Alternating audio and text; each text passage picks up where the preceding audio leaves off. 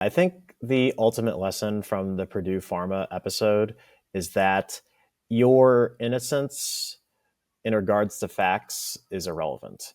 If if AGs and the government politically want to come after you, they will destroy you.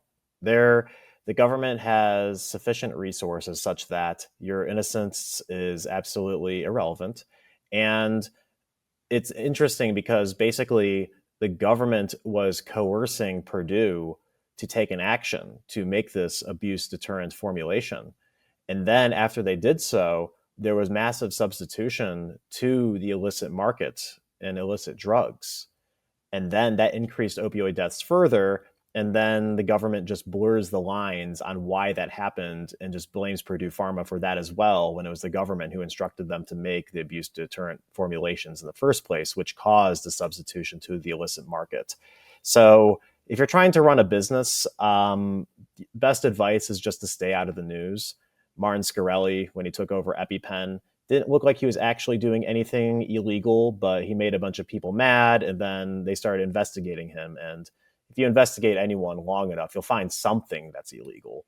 Because, I mean, I think there's a famous book, it's like 4 felonies a day. I forget the exact number, but like technically every single citizen, no matter how good you are, actually commits some sort of crime every day.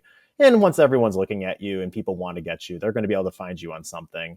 And then you're going to have like millions of dollars in a legal team to defend yourself.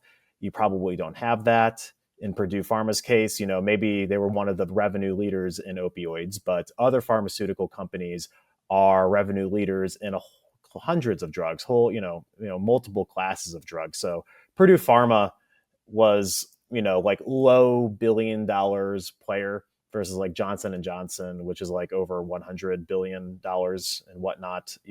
Obviously the resources to defend yourself are very different. And the AGs, just like the tobacco regulators, they'll see companies, like they'll see products that they want to remove because they have small constituencies. If an AG wants to grab money, they definitely will target the smaller companies that don't have the ability to defend themselves as the low hanging fruit for free money.